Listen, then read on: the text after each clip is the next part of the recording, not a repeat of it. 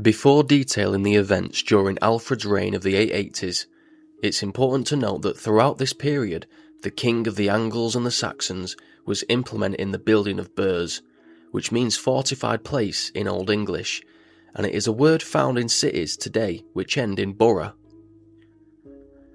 We are aware of Alfred's plan to fortify his territory due to the document known as the Burghal Hidage. While sadly being damaged in a fire in 1731, we have an understanding of it due to the 1562 transcript made by the antiquary Lawrence Naval. The idea of creating a burghal network was to ensure that every village would be no more than a day's march from a fortified location. Each burh would be assigned a number of hides, which was a unit of land measurement used to calculate military and civil service, taxation, and land value. It wasn't necessarily about the size of the land, but what you did with it. 100 acres of poor, rocky, unlevel ground could be measured in less hides than that of 20 acres of rich, plentiful land. The amount of hides assigned to a burh was calculated by the length of its defensive wall. It was decided that each pole, which is 5.5 feet, would require 4 men to man it, and each of those men would require a single hide to remain supplied. From the Burghal Hidage itself, it states the following: to Hastings belonged 500 hides, 150 hides belonged to Southampton, to Winchester belonged 2,400 hides. 500 hides to Hastings mean that the length of the wall requires 500 men, ergo 500 hides of land from the vicinity to sustain them. Winchester, being much larger, has a wall which requires 2,400 men, thus requiring 2,400 hides of land. King Alfred is famed for this innovative defensive system, which made for a great deterrent of the Vikings' hit-and-run tactics for easy plunder. Furthermore, the burghal network itself allowed for each stronghold to be connected by roads, which were known as hay paths, allowing troops to move and mobilise effectively against raiders. Alfred also oversaw the implementation of a beacon system in which a burh being attacked could light a fire on a hill to alert the surrounding burhs that they require reinforcements. As we delve into the 880s, it's important to note that Alfred was also overseeing this kind of construction. When we left in that last video in the Alfred series, Guthrum had been baptised with the new name Athelstan in what is known as the Treaty of Wedmore in 879. Unfortunately, this was the same year that another Viking army travelled up the Thames from outside of England and wintered at Fulham, and we'll get on to the mischief they caused in the following years. Guthrum, now named Athelstan, but I will refer to him as Guthrum throughout this series, takes his men to settle East Anglia in 880. It appears as though he was willing to keep the Treaty of Wedmore, as he minted coins with his Christian name on them and appears to be on good behaviour. It is highly unlikely that he actually became a Christian in the way that Alfred was a Christian, more so that he would have added Jesus Christ to his pantheon of gods, potentially seeing him as a strong god due to the victory of the Anglo-Saxons.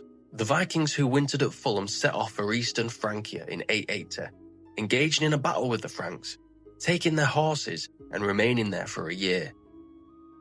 Vikings would often use the network of rivers in England to make it inland before mounting their raids. Due to this being an early period of the construction of the burghal system, it is likely that Alfred was cautious about allowing the Vikings to make it inland at all, as an assault on a burh in the middle of construction could be disastrous.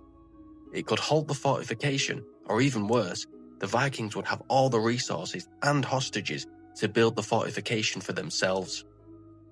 Therefore, in this year of 882, we see Alfred take the fight to the water, as it is documented that he launched a naval attack on 4 Viking ships, seizing 2 and slaughtering all on board, whilst the now worn out and injured men of the other ships surrendered to him.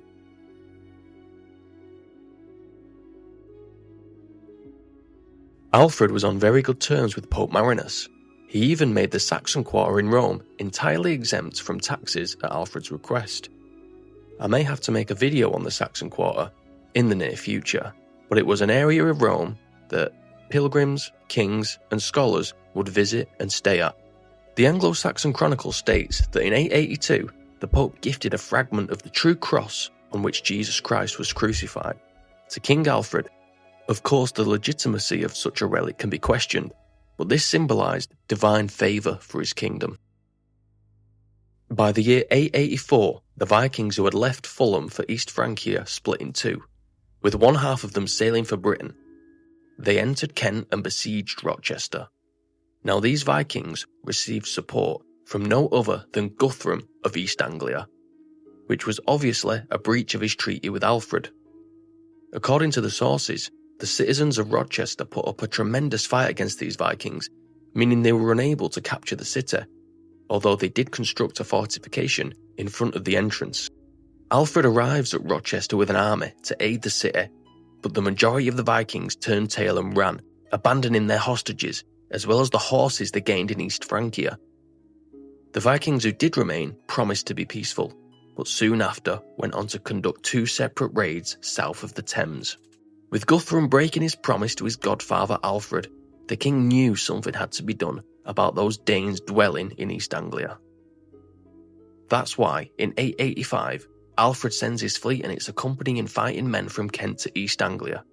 They arrived at the mouth of the River Stour, where 13 Viking ships advanced to meet them. The Englishmen defeated these Vikings and took all their ships and all their plunder, but as they set sail to return home, they were approached by a much bigger Danish army on the sea, and were defeated. In the following year of 886, however, Alfred pulled off an extraordinary feat, as many of the Vikings had departed England for the continent, perhaps to help another Viking force attempting to take Paris around this time. It left the door open for the English to besiege London and take it back. Due to their lack of numbers, the Vikings of the city surrendered, and Alfred had taken London without any large-scale bloodshed. Alfred entrusted the city to Athelred, Lord of the Mercians, who replaced the puppet king of the Western Mercians several years prior, and formally submitted to Alfred's overlordship.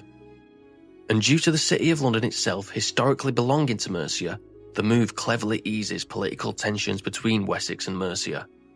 This is the same Athelred who may already be, or is about to be, Alfred's son-in-law, as he is wedded to Lady Athelflaed, but the exact date of the event is uncertain. However, there are reports that the wedding did take place in the city of London after Alfred's takeover. As a result of taking London, Guthrum once again is at the mercy of Alfred.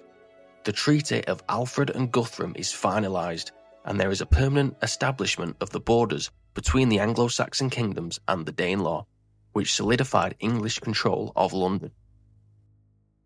It is said that in the year 887, Alfred begins reading Latin and translating it into Old English through divine inspiration, according to Asa.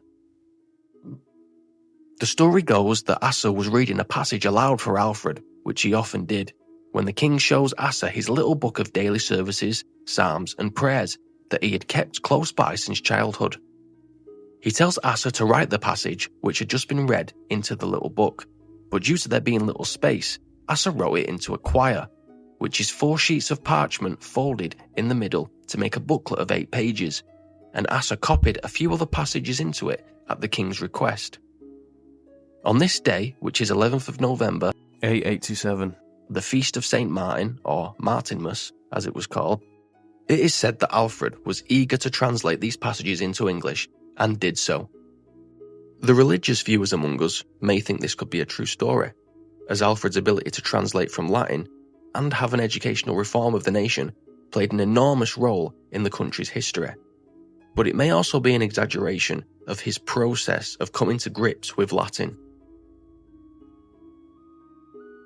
It was during these late 880s the Vikings seemed to be preoccupied by their affairs on the continent during this time, which may have afforded Alfred more time to learn, as it appears he has always desired to do so, as well as send alms to Rome, in which there appears to be several recorded incidents of this during the late 880s.